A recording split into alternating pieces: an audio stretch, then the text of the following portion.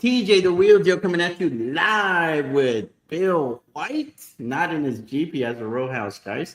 And we've got Tevis with his real bricks out of Canada from Fundamentals of Investing. And then the gentleman at the top is Jason Less. He is the CEO of one of my favorite companies, our beloved Riot. How's it going, Jason? How's it going, guys? Very good. Thank you for having me on, guys. Looking forward to it, Jason. We got a lot of questions, and I want to thank you because a lot of this will be redundant and repetitive for you.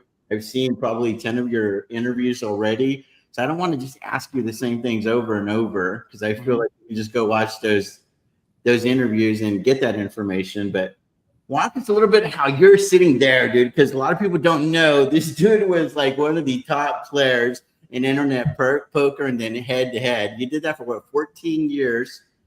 And then you were introduced to the world of Bitcoin. Walk us through that point to February of 2021, where they're like, here, Jason, run with this thing called Riot blockchain at the time. And how the hell did we get here? Yeah. Okay. I'll go into the full background. So my parents met it. No, I'm just kidding.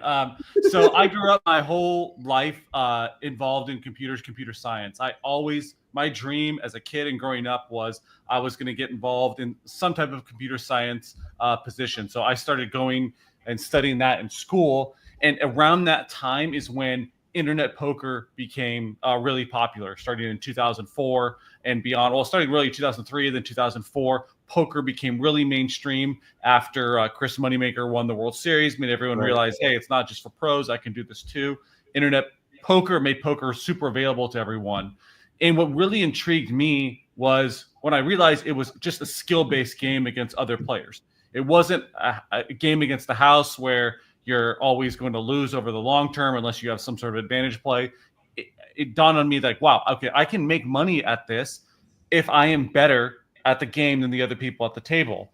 And especially with the math and game theory that you learn as a part of being a computer science major, I felt confident, hey, I can figure this out. So I started at very small stakes. It was always my own money. I started with my own money at very small stakes, 10 cent, 25 cent blinds. And I just learned and I worked my way up the stakes over time. And eventually I started specializing in heads up, no limit. My good friend Doug Polk was known as the best in that game. And he kind of took me under his wing and he's like, hey man, I think you're going to be really good at this. He knew I was a super hard worker. Whatever I didn't have in skill in poker, I made up for putting in a ton of hours. Right. And a lot of studying, a lot of playing, trial and error in doing that. So I started focusing on heads up.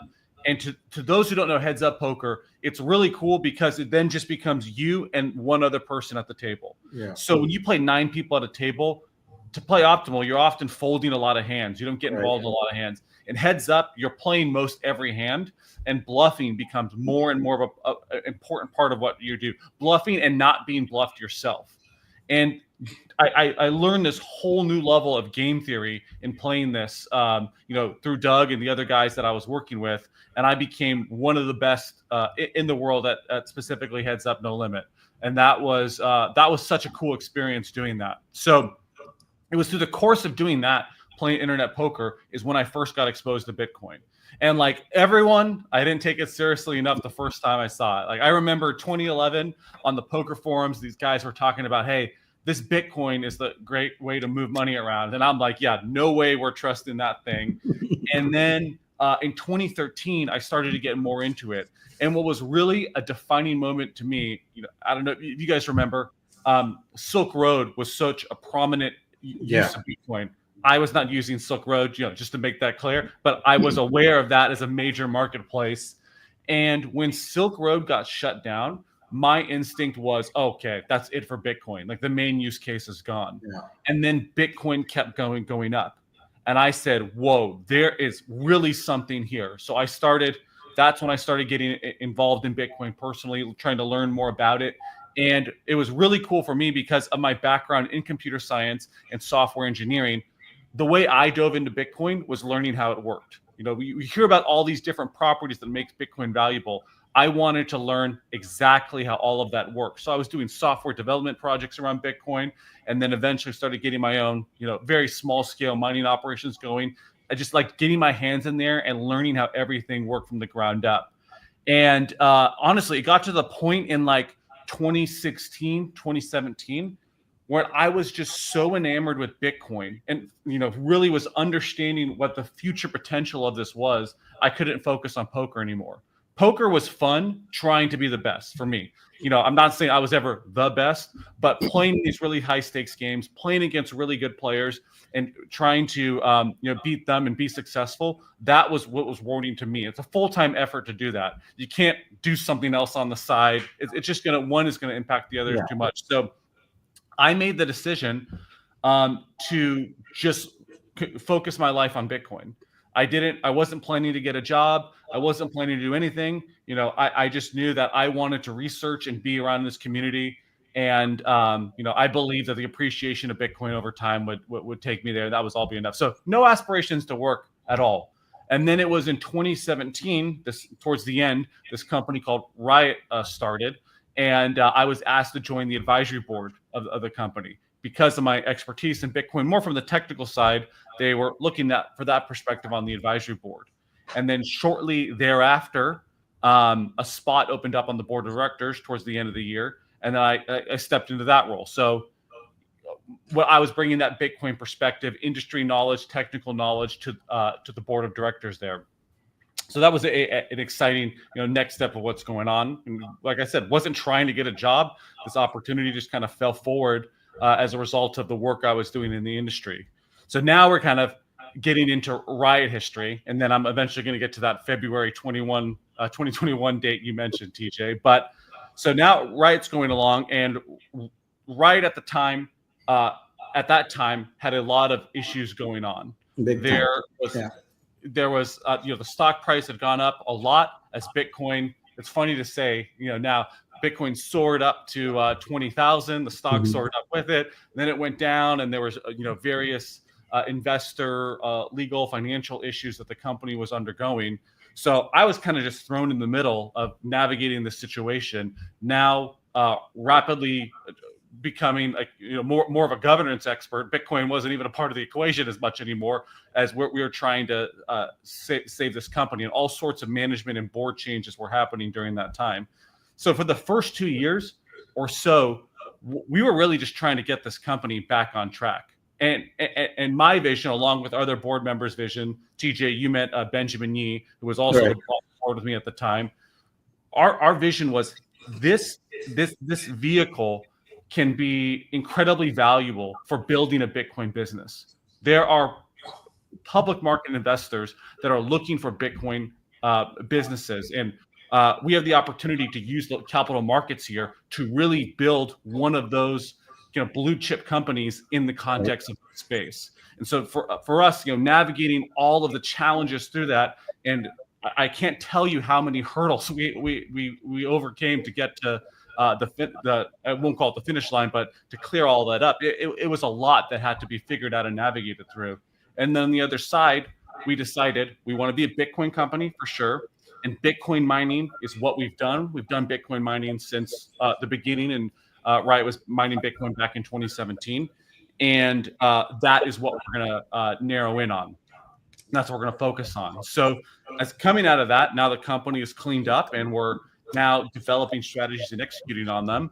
The board eventually asked me to be the CEO of the company.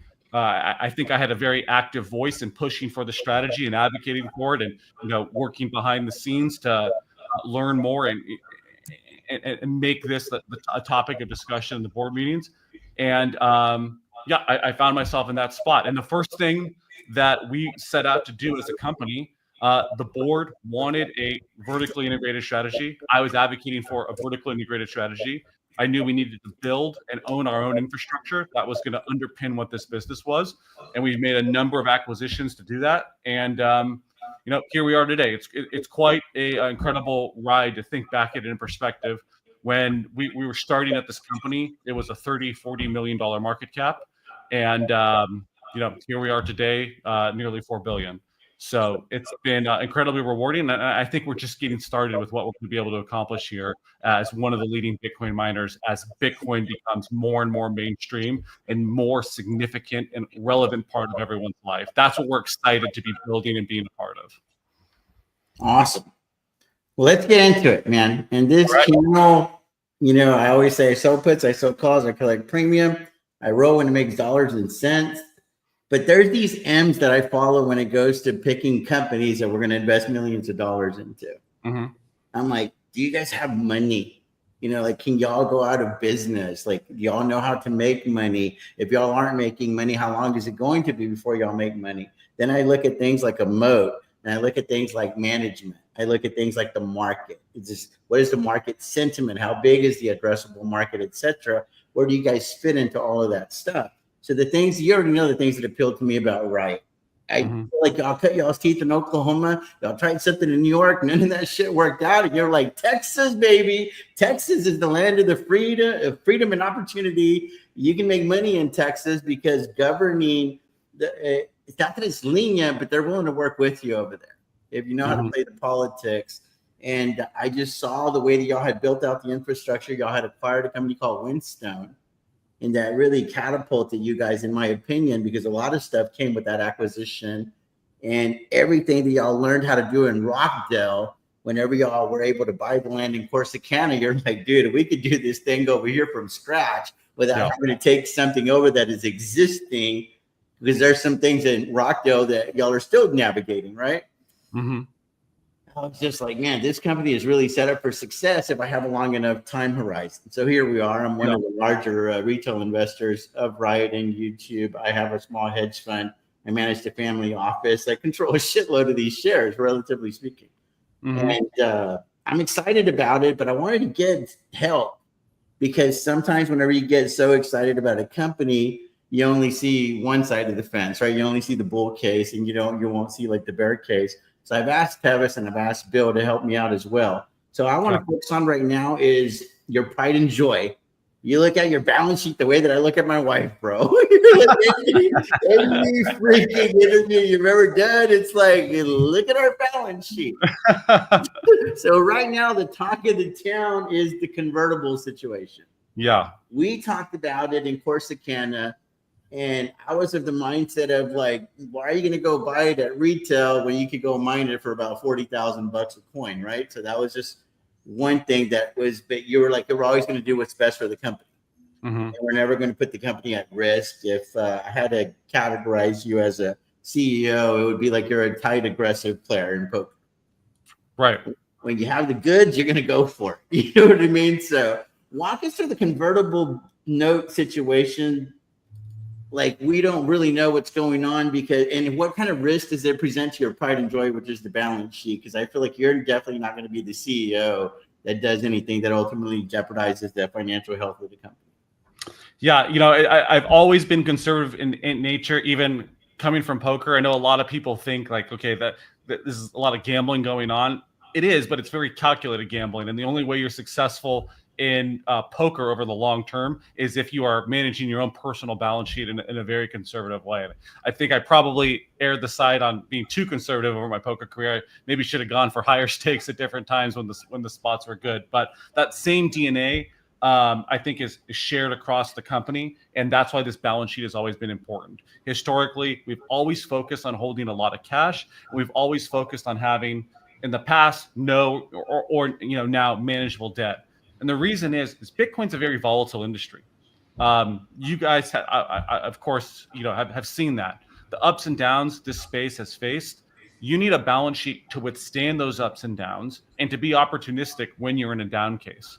For example, we've talked about our Corsicana facility. The reason we have a Corsicana facility is because we had the balance sheet and the freedom to, in spring 2022, when the entire Bitcoin market is crashing, we said we need to be building for the next 5 years. So we need to start working on this site now, so we have that capacity in the future. And even, I'll tell you, executives within Bitcoin mining were calling me up at that time, who are our friends, and they're saying, you are crazy. Just stop. Just sit and don't do nothing. Why are you trying to build a new site at this time? Well, we had the balance sheet to support it, and that balance sheet supported the long-term vision. Now, stepping forward today to this convert, one of the things that you've seen Riot do over its history is add Bitcoin to its balance sheet. Yeah. At certain times we've sold Bitcoin, sold out of monthly production, and held held a lot or sold some, always out of that monthly production. We're never really, at least since I've been CEO, trading out of that Bitcoin stash that we have. It's just always been decisions on how much of that monthly production do we want to retain.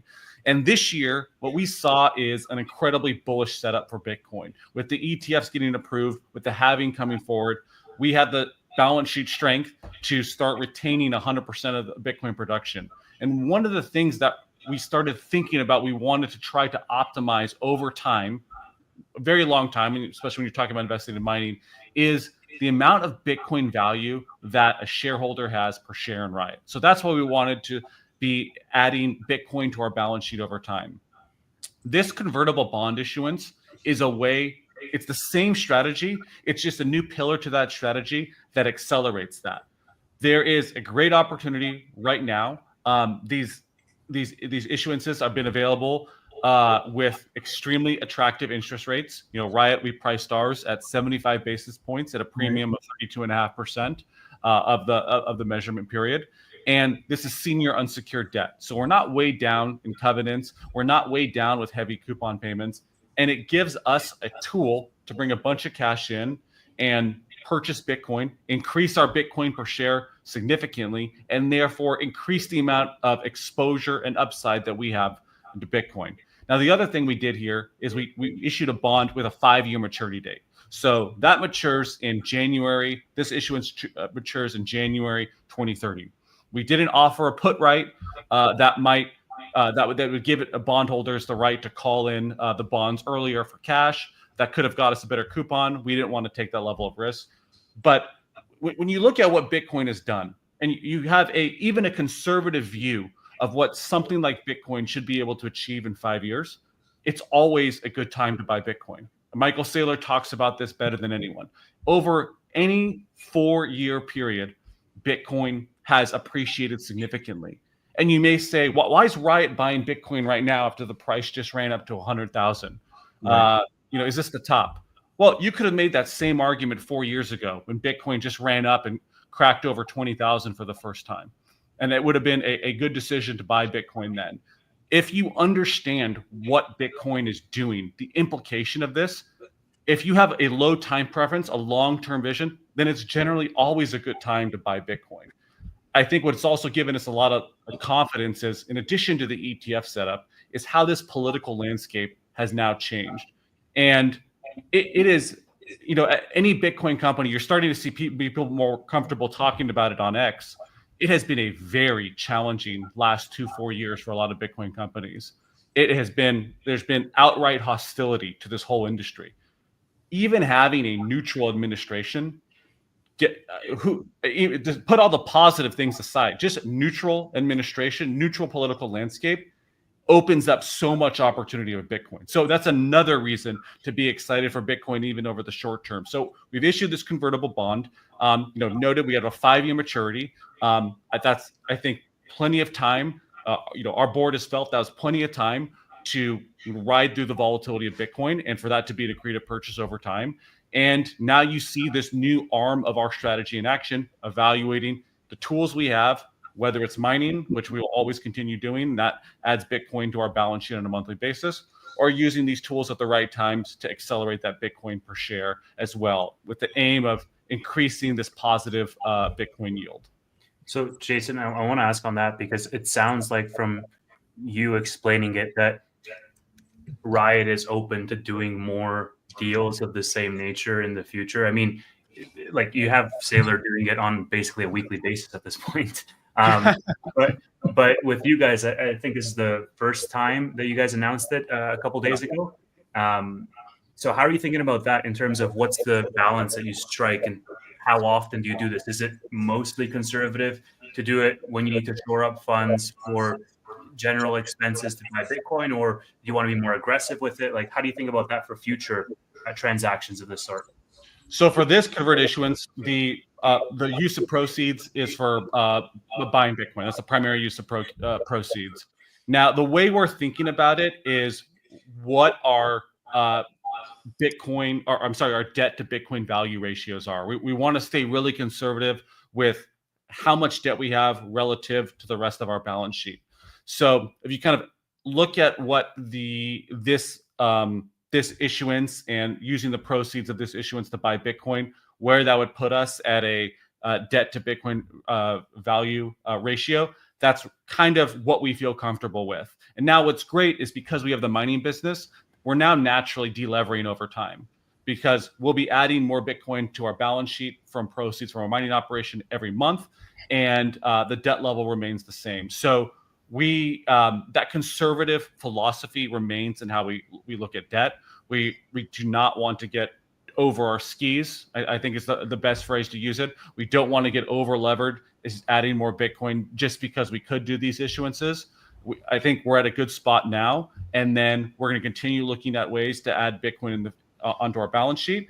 And there's all these tools ahead of us, and we'll keep that in mind. But not getting over levered is a key part of the strategy here. That clears a lot of things up for me to a certain degree. So you said Bitcoin to debt, but when it converts over, it would obviously go into your share count, right? If it did convert at the maturity date in 5 years, yes, then those shares we'd be fully diluted. That would go into our share count. Of course, it's always the potential to refinance those notes in the future. We've seen some of our peers have issued new convertibles to pay back old ones in cash, and then they continue on now at a higher conversion premium. So the future can pay out in lots of different ways. But yes, Bill, you're correct. If we rode the bond out to maturity and it converted into equity, then that would increase the share count. So awesome. Go ahead, Bill. No, I'll stop there. Yeah, I have a better understanding. It's kind of in line with what I was thinking, because when you look at a lot of different companies, one metric people will look at is your cash to debt, right? Well, I'm trying to think of a way to really look at a Bitcoin mining company and just kind of spitballing. I was saying, well, cash plus your HODL, right? You back out your debt, but then I wanted to factor in the fact that your shares outstanding. So I wanted to maybe take that number and divide it by your shares outstanding and be able to compare versus other companies on that ratio. Because if it comes out of your debt, it's going to be reflected in your shares outstanding at that point. So you might have a positive in one and a negative in the other, but you want to factor in both kind of sides of that. So I'm trying to wrap my head around how can I compare companies versus each other. Does that make sense? Yeah, that makes sense. I think there's different viewpoints on how you can do it. I think you can look at each convertible at its. Some analysts will look at these parts of the capital structure and see, okay, which converts are in the money right now. So which should I be treating like equity and then including in the share counts, and what should I be looking at as, since they're so far out of the money. Or I should say so far, just not at the conversion premium yet. Maybe right. I just look at this as regular old debt at that point. So you could either group them all the same on one side, or you can kind of take that nuanced view based on where the stock price is at that time. So if you look at some stocks like MicroStrategy, they have some of that debt, convertible debt, is in the money, and if they could call it today, they could call it today, and they could convert those shares. I don't know if they're actually at the callable period yet, but in theory, you could look at that debt as a part of the fully diluted capital structure already because of where it's trading. That's helpful. How do you think about the interest? Because I think this was the only one that actually was not at 0%. Is that just to make it more attractive to investors, or what is the trade-off there by having 0.75 versus just doing 0%? So what we were seeing was the trade-off was whether or not we wanted to offer a put right to investors. But the put right would give the investors the right to call the debt for cash in whatever period the put right is for, 3 years. So if we introduced a put right that with a 3-year period, in 3 years, they could say, you need to repay us $525 million in cash right now. That would make our offering more competitive, and we would probably been able to drive a lower coupon as a result, but that would bring on additional risk that we didn't really feel comfortable with. I would also add that we are a first-time issuer. There's something to be said to building your reputation amongst convert issuers. And, coming to market, performing in a certain way, and building that track record. So this is our first one, and I think the fact that we were able to achieve a 75 basis points coupon without offering a put right while being a first-time issuer is a testament to what the market was looking at when they were evaluating this bond. I think I'm good on this topic. Are you guys good? So I want to share this little screen right here if we could.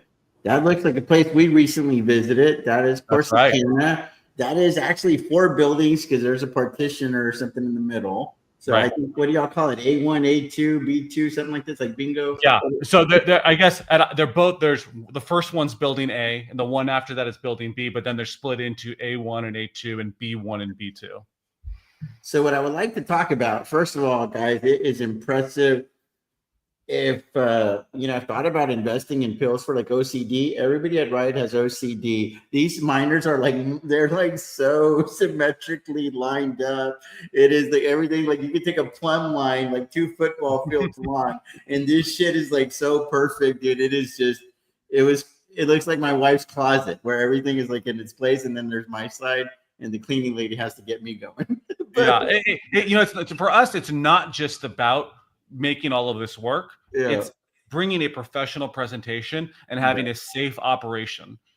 And what we've really wanted to do, especially with this new facility, is make this look more and more like the standard you would expect from a normal data center. You guys have seen those. They're so clean. Everything's way organized. Historically, you've seen, I think, all sorts of array of Bitcoin mining operations. I've seen Bitcoin mining operations that are like next to a creek in China. The miners just out out exposed to the elements. That's on the extreme end. We want to put a professional face forward, and I think there's a lot of extra work that goes into keeping that operation looking so smooth, so clean, and so organized. And I think that goes into the mindset that leads to operational excellence. You want your team members not thinking this is just something we're slapping together, hopefully it works. You want everyone thinking about professionalism, cleanliness, organization down to a detail, because that's how you ultimately get those good operating results. Absolutely. So my question has to do with this bracelet that you guys handed us, and it says 100 exahash. So when I was there and I was calculating, I do my envelope math, right? My back of the napkin. With the Riot notepad. That way, y'all gave that to me, dude. I'm balling here with all the goods. So check it out. I came up with about 50. I see how y'all can legitimately get to 50 exahash. What's the S for second? Exahash over second? Mm-hmm. Just by growing out Corsicana. Mm-hmm. So where does the other 50 come in? Is there a roadmap in place, or is that something? Because I know that's the goal. We all have targets. Like I have this crazy target that I'm going to get to 100 million one day. No freaking idea if selling options is going to be the way to get there. But I'm saying it's the goal, right? Like I have something that seems ridiculous in my mind, but it's something that wakes me up every morning and I keep trying. No. So I feel like that 100 exahash is just something that you guys put out there because it's something that makes you wake up bright-eyed and bushy-tailed, something to chase, right? Everybody's chasing the carrot. So right. Is there a plan in place to get there, or where are you at right now? Like what's realistic? What is viable? What we wanted to set was a North Star goal, and it was more for our teams internally than anything. We're not giving guidance on when we're going to hit 100 exahash, sure. But we wanted everyone focused on getting to this goal at some point. And that way we could be long-term thinking about the pieces we're going to put together in order to get there eventually. And we don't have all the pieces laid out yet.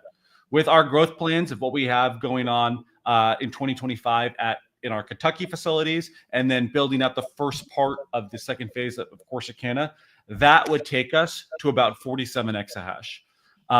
If we fully built out the Corsicana facility and then completed the rest of our opportunities we have in Kentucky, depending on how machine efficiencies evolve, that capacity there would take us in total to 60 or 70 exahash. So let's say there's another 30 to 40 exahash we would have to figure out in order to get to the 100 exahash. That really is ultimately going to require more capacity.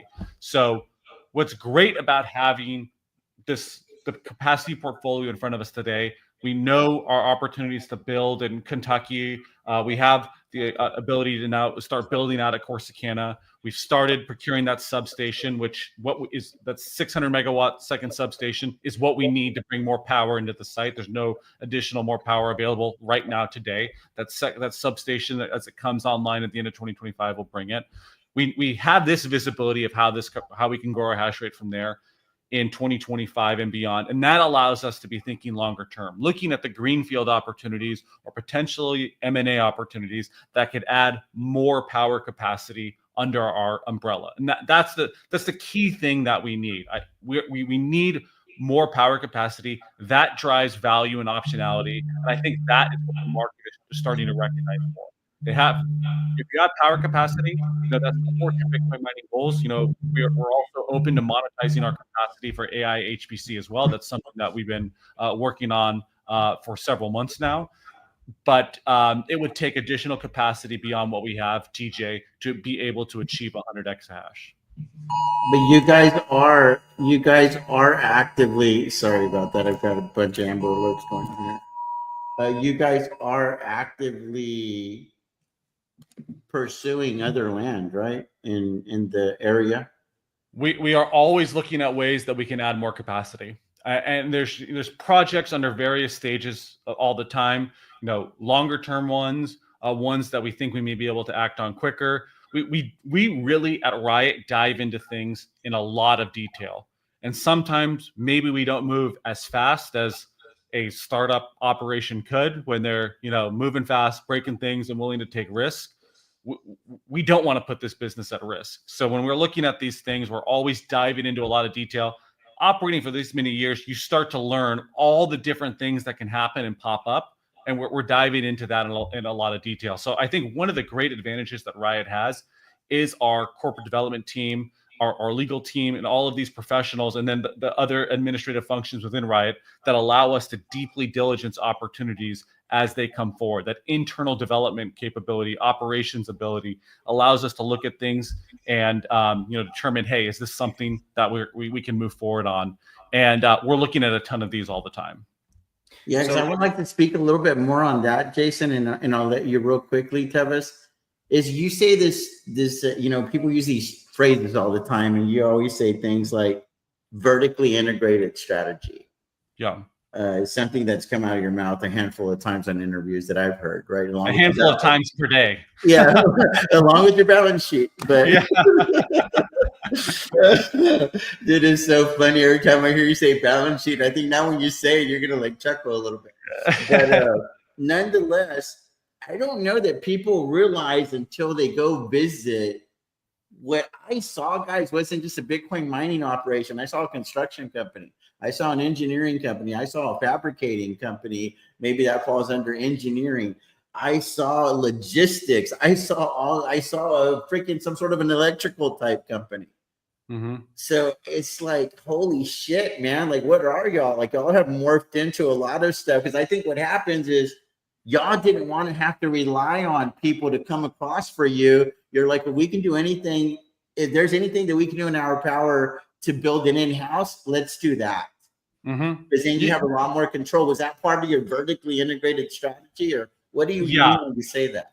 Yeah, I think there's multiple levels to it. First, we wanted to have the lowest cost possible. We didn't want to pay third-party hosts. We did some of that in the past, years ago. That was expensive. So we wanted to own our own infrastructure, own our own substations, so we were not having to pay additional fees to others, and had a risk there. Along the course of doing this, we determined, hey, we need to have our own development team, because no one is going to, no one is going to love you more than your family. No one is going to care for you more than they will, care about their own family and care for themselves.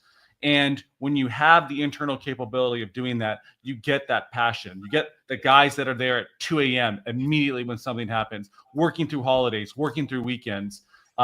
There is so much passion on the ground there, and it's amongst all of these different functions like you were talking about, TJ. So not only do we save on costs by internalizing these capabilities, but we're able to act, we're able to respond, and lots of things happen when you're building hundreds of megawatts, and you want your own team to be able to in there to handle that. And then there's ancillary support functions that go on top of that. When you're talking about a massive site with hundreds of people, then there's HR, there's security, there's administration. All of these functions are supporting, the tip of the spear operations guys, development guys, engineering guys. And hey, we can't do everything ourselves. We're not so prideful or stubborn that no third-party vendors for everything. We have amazing partners that are critical to what we do as well. But if there's something that we can internalize that can get it done faster and get it done cheaper, then we're going to work on that. And that is one of the reasons that we acquired ESS Metron in 2021. That's our engineering division. That's small relative to our financials. And some people looked at this and said, hey, are you guys diversified in engineering? No. We have this additional business line, and that's nice. But what we were going for with that transaction was internalizing the engineering and manufacturing of this critical low voltage and medium voltage switchgear. We saw back in 2021 that this was going to become more in demand, and it would be difficult to control your cost and your supply chain when you need so much of that at scale. And having ESS Metron internally has been amazing for us for controlling that. And now what do you know? There's gigawatts of data centers being built all over the place, and they're calling up ESS Metron trying to get equipment all the time as well. And we internalize that. We reduce our risk from when you're building out hundreds of megawatts. You need a lot of this kind of stuff. So it's this mindset that helps us control our own destiny and de-risk what we're trying to build. Gotcha. Do you have something you wanted to add earlier, Teva? Sorry about that. Yeah, no, I was just going off of the expansion plans. So, the 100 exahash is obviously a nice round number to get the team rallied around. The Bitcoin per share as an internal KPI I found was also interesting. I wonder, just going back to, or linking it, I guess, with the convertible offering, like what was the trade-off? Because everybody is defaulting right now to say, okay, Bitcoin is cyclical. It goes through these super aggressive bull cycles, and then it has a crypto winter. And now that we're in a bull cycle, let me raise money and let me buy more Bitcoin to hodl it essentially and become essentially a Bitcoin treasury. Like it seems as though it's a new wave of a secondary layer in addition to just mining. I get that. But was there any internal discussion? And if so, like what was the thought process around, okay, what is that break even point if we were to just raise, what did you guys raise, 285 million and just buy 2,800 Bitcoin with it and keep those in our treasury, versus maybe starting up a new facility even faster, maybe getting to that 100 exahash so that by the next couple of years you could be the number one miner out there, because while Marathon and others were just piling up their treasury, you guys were actually putting it in operationally to expand faster. Like what was that trade-off, I wonder? And was there even a discussion around that? So we don't look at it as a trade-off. We're doing both of these things at the same time. We are acting on the opportunities that we have in front of us to grow our Bitcoin mining business. If today I wanted to deploy, our offering was for 525 million, and there's a green shoe on top of that. But if we wanted to deploy 525 million today to Bitcoin mining, there's no way to do it. We're doing everything we can. We hope to be able to secure more opportunities in the future. But right now, we're building out that substation at Corsicana, and that'll start coming online the end of 2025. So an expansion of that facility, we would not start seeing the results of until really 2026 and even arguably beyond that. So if we want to deploy more capital into Bitcoin today, this is the way that we have to do it. But we're still focused on scaling that Bitcoin mining business, and we're focused on securing more capacity to find ways to grow as well. Yeah, no, I guess that's at the bottom of what I was trying to get down. Like if you had 500 million or $1 billion or 5 billion, there's no way to fundamentally deploy that in such a short period of time. Right. So you're taking advantage of these things, at various time periods. And I think the Bitcoin treasury strategy and Bitcoin mining business complement each other very well. And it goes back to that point of deleveraging that I made earlier.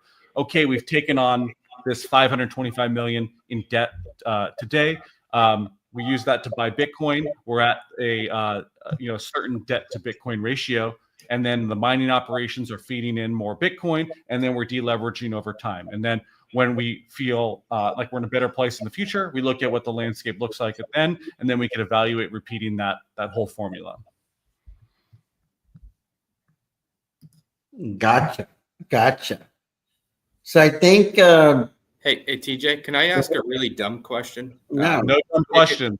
This might show my. So if you're using the money to buy Bitcoin from the convertible notes, and you're not selling your Bitcoin that you're mining, How do you pay your bills? Yeah, like how do you fund expansion? There might be a whole nother revenue stream that I'm just unaware of, and I just don't know what I'm talking about. But I guess I'm a little confused. No, it's a very valid question, Bill. So historically, Riot, like many other Bitcoin miners, have relied on at-the-market offerings, equity issuances in order to fund growth. And I would say when you look at servicing this debt, at least if we're holding on to all the Bitcoin we mined, we would argue it makes sense to issue equity to pay these coupon payments, which are just at these levels just a few $1 million per year. Not massive. It's a lot of money, but not massive compared to the overall operation. So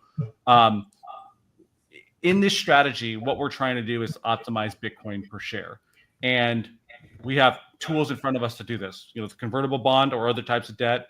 We have the ATM, and we have selling Bitcoin out of our monthly production.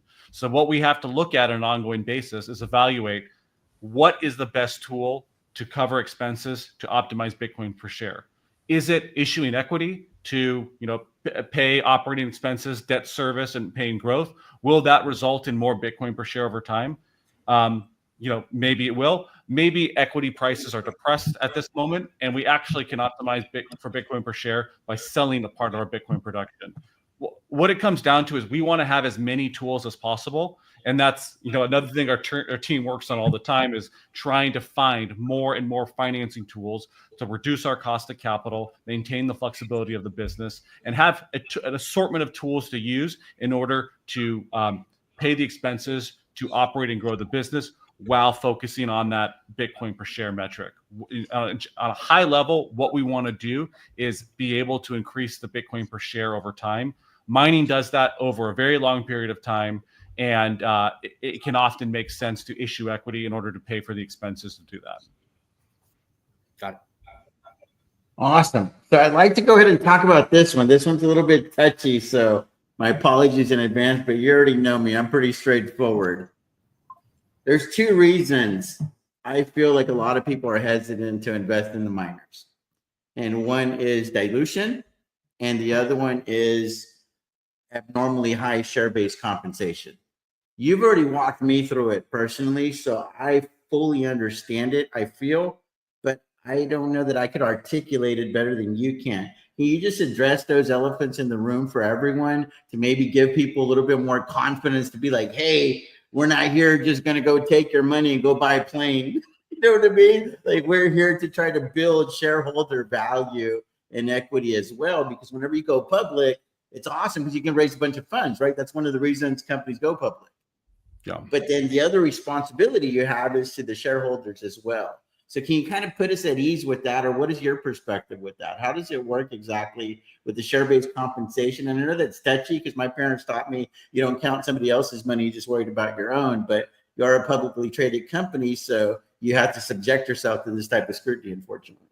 Yeah, it's a very valid question. Yeah, as a publicly traded company, especially. So, obviously, public company use equity compensation in various different ways. Over the course of Riot's history, we've had different programs, and what we developed about a little over a year ago was something that we called our long-term incentive plan. We looked at market practices for how equity compensation is structured at other big companies. We got advice on how to put this together. We wanted to make it significantly performance-based, and we wanted to make it earned over a very long time period. So the structure that we came up with is for our annual equity grants, they are essentially earned over a 3-year period. So you receive an equity grant, half of it, I'm talking about this, every Riot employee participates in this program. from Jason Less, the CEO, down to the frontline, security guard or custodian. They participate in this program, and we went through great lengths to make sure that every employee at Riot, we have hundreds of employees, were participating in this program. So they were shareholders. So they were thinking about this company like they were owners. So this program, the general structure is half of it is time-based vesting, which means you earn it over serving the company over a 3-year period. The other half is performance-based, and that's a performance period that's measured over the 3 years. There's also an overperformance component of that. So if you exceed the targets, if we as a company exceed the targets, then you can get paid out over. So the vast majority of the award, especially for myself, is performance-based, and it's earned by measuring how Riot share price performs relative to the Russell 3000 over a 3-year period, and then it's earned even after that. So these awards that we get, we earn only very little of the time-based portion, slowly over time. We don't really earn it all until the very end. So the 2023 award, we don't fully earn until 2026. And the 2024 award is the same thing. And once again, it's performance-based. So the stock price has to perform over those measurement period in order to achieve the award. So of course, what we're trying to do here is align employee interest with shareholder interest and make sure that ultimate pay is coming from performance. Now, from an accounting standpoint, it looks a little bit different. When people look at our financials, they see share-based compensation, and they see big amounts, and they think that we're just getting paid out every month, every quarter, what have you. That is what we're expensing, that share-based compensation, assuming that we achieve the 100% over performance goal, the maximum payout. So even beyond the target, we're expensing that over time. And then if we do in fact earn it, then it is paid out of that time and it's already been expensed for on the financials. Or if we don't earn it, then it's reversed. Very similar in Riot's history. We had a performance-based stock program in 2021 we rolled out, and it had these very ambitious hash rate and megawatt goals in it. And it was a large expense up front. And then unfortunately, we did not earn even a majority of those awards, and the expense was reversed back to the company. We had an elevated amount of awards under this program, quantum of awards, for 2023, because we are tying that with the development of the Corsicana facility. There's so many critical skill sets that go into developing that we wanted to, especially over that 3-year time period that award runs through, we want to make sure we retain the key talent in order to get there. Just building up this power capacity is obviously something that's very valuable, and recruiting high quality talent and retaining it when data centers are trying to take people all over the place and it's a very competitive environment, that was key to us. So in summary, you look on the financials, we're expensing those awards over time. It does not mean that is what's being paid out. These are primarily performance based, and actually for our executives, it's even heavier performance based, and that is only ultimately paid out first starting in 2026 if the share price performs and exceeds benchmarks over that 3-year period. So you're accruing at a best case scenario for the company. Like if you perform the best, that's what you're accruing your awards at. Right. If we overperform that metric by a significant portion, then that is the award that would then be paid out at that time in shares. Awesome. Anything you'd like to add, Tevis? Yeah. So I understand all that. The expenses are being paid or essentially accounted for every quarter. Mm-hmm. If that's not earned out, is that also reflected every quarter, or is it once per year? Because you said it was a 3-year time period, but is it like a checkpoint every single year essentially? Or is it just a one and done, it vests all at once at the end of the 3 years for the performance aspect? So it's being all expensed on a normal, equal quarterly basis through the period. And then I couldn't tell you the exact accounting rules. I think either at the end or when you start getting closer to the end, that's when the accounting will start reversing if the award is not being earned. So I believe it would be, it's expensed through the performance period. Then at that period, now we look at, okay, was it earned? And if it was not earned, then that expense would be reversed to whatever degree it needs to be to even out. And there's no specific tranches that the stock price needs to hit. It's just relative to the Russell. Yes. Got it. It could look a little funny, I would imagine, from quarter to quarter, because even if something wasn't earned and it reversed out, you might have new awards coming in that kind of offset that, right? So it's kind of rolling. It's a rolling kind of calculation. Right. So our LTIP program, it's an annual award. Like I said, for 2023, we had an elevated amount because of that critical period that we wanted to recruit and retain talent over building out.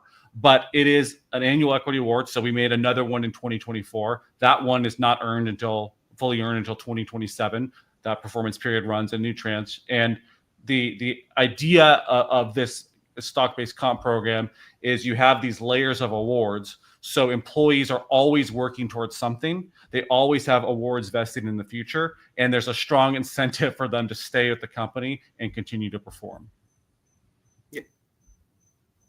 Yeah, I used to get them. I get what's going on. Yeah. Awesome. One thing I'd like to touch on real quickly, I don't want to spend too much time, because a month ago the talk of the town was the HPCAI thing, right? Now it's the new pretty girl in town is the convertible thing. But 3 or 4 months ago, the pretty girl was the Bitfarms acquisition that didn't happen. And now you guys are majority shareholders of that company. What's the latest on that that you're able to speak of? So first, I would say I think the HPCAI opportunity is still a relevant conversation. There's still people, hyperscalers out there that are trying to find power capacity over the next few years.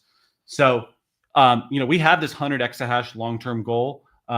We have our Bitcoin treasury business that we're working on now, but we're open to monetizing our power capacity in whatever is going to maximize value for shareholders.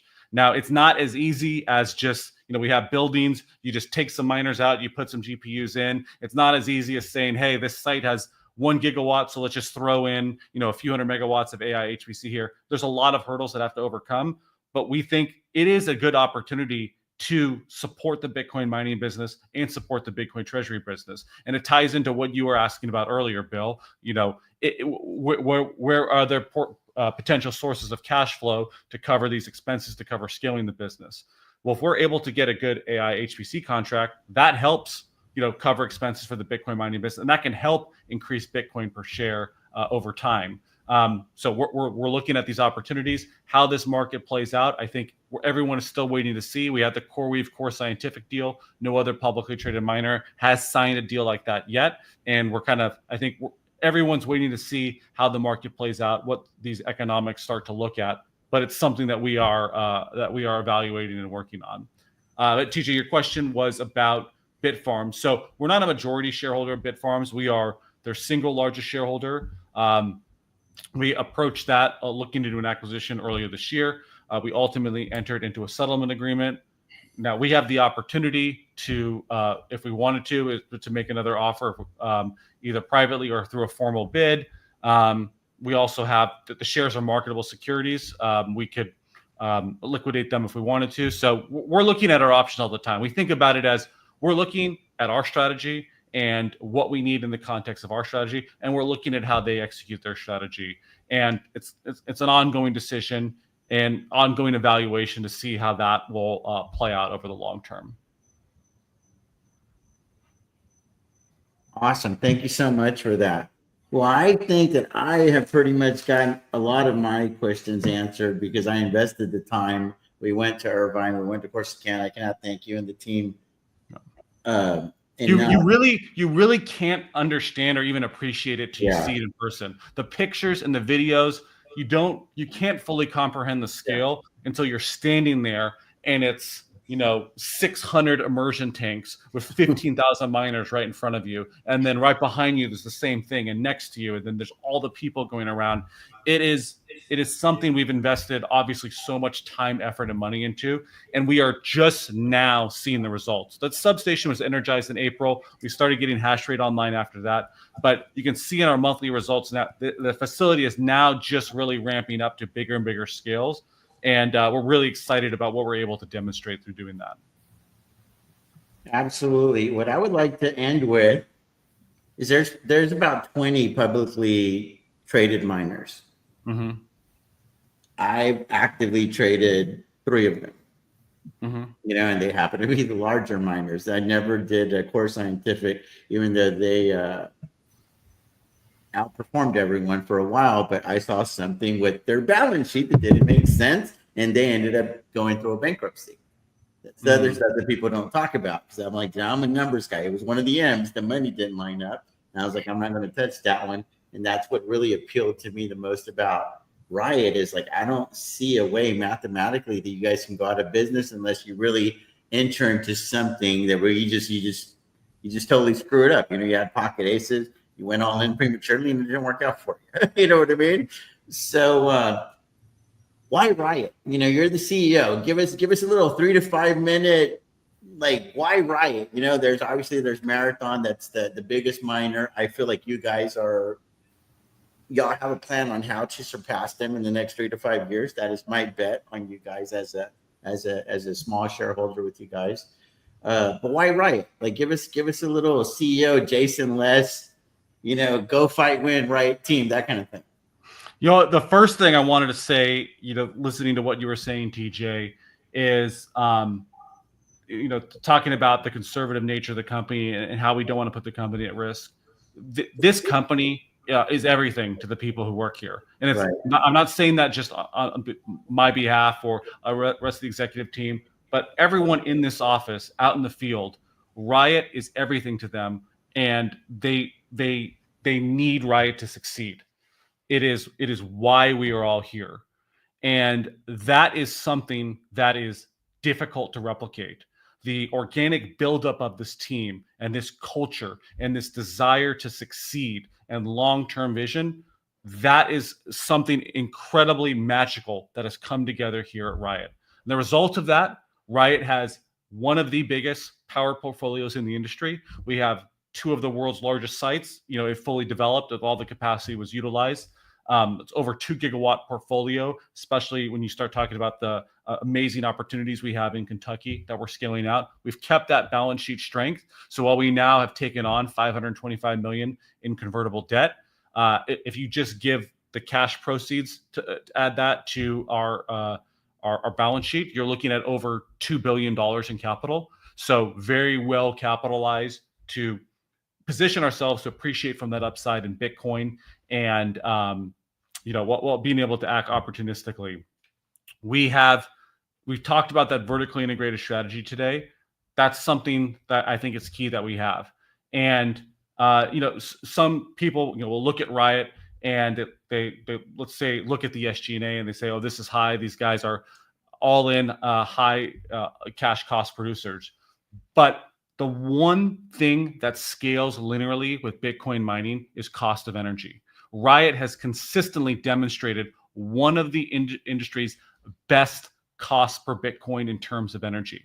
For the third quarter, it was about $25,000 per Bitcoin. And we do that because of the proprietary power strategy that we have executed on for years now, consistently beating the average industrial price, the average Bitcoin mining power cost even, by executing that strategy. So what we have built here is a foundation, a platform. We're called Riot Platforms for a reason. And on top of this platform, we are now able to execute on these opportunities. So the one main cost that scales linearly is that low power cost that we have, that low cost per coin.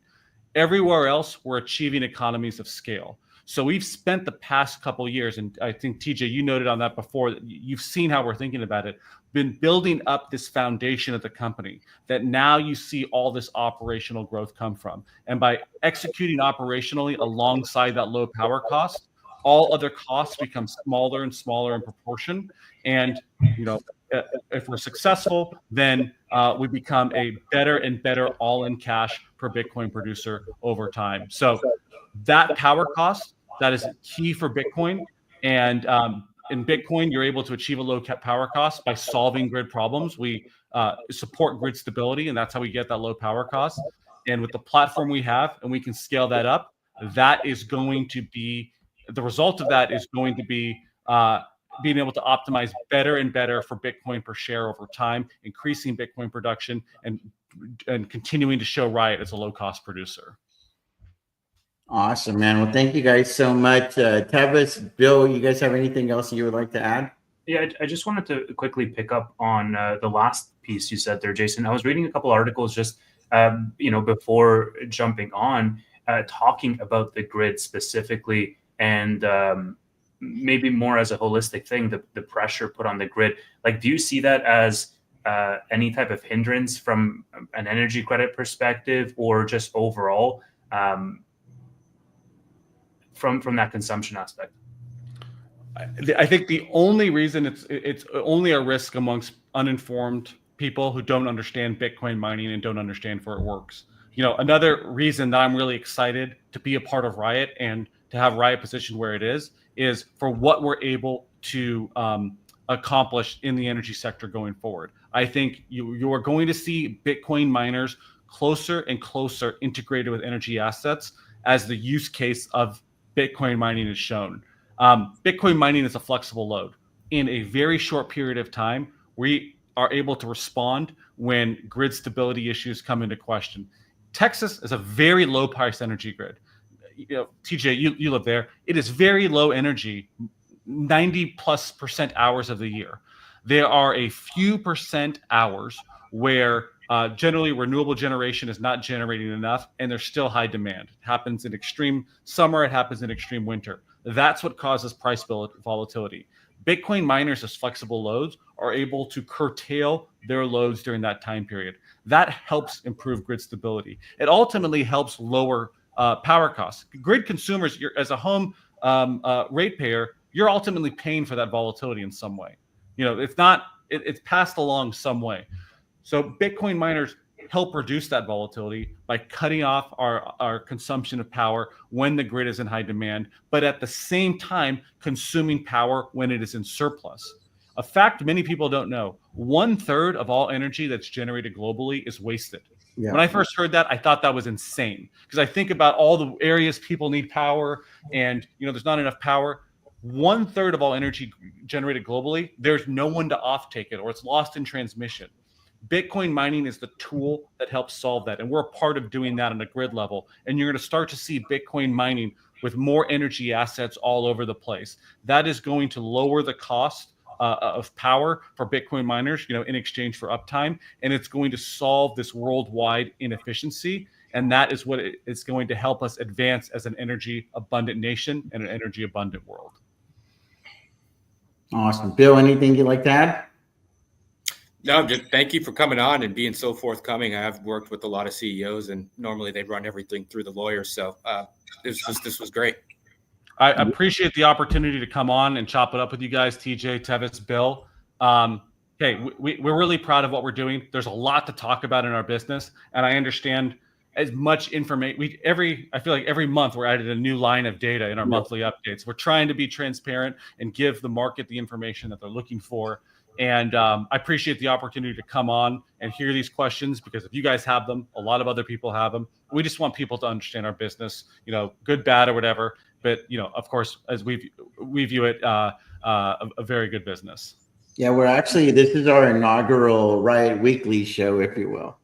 Okay. So we're covering it all the time. So hopefully you can make an appearance once or twice a year, or however you're available. I know that as the CEO of Riot, you got a lot of shit that you got to get done. You know what I mean? So I don't take it lightly that you spend time out of your life, because, Riot, for those of y'all that don't know, is about a $4 billion company. You have a lot of responsibilities to a lot of people. Y'all have a couple hundred employees. You know what I mean? That's a lot of people to answer to. And then I'm sure you're dealing with a lot of vendors. Y'all are trying to grow, but then you're also trying to optimize what you already have. So I feel like you're trying to do two things at once, and it makes it very, very difficult. It's like, where do you put your energy? You know what I mean? A lot of responsibilities as the CEO, but one of the big responsibilities is communication. So yeah. I really do appreciate the opportunity to get on here, talk with you guys and address questions that you, other shareholders, potential shareholders might have. So I'll certainly be back in the future. Appreciate you guys, man. This is TJ the Wheel Deal signing off with Tevis from Fundamentals of Investing. Bill, not from his Jeep, and Jason Les, the CEO of Riot Platforms. As always, I'm your Sky State Blue Stock Screen. Peace out. God bless you guys. Thanks, Jason.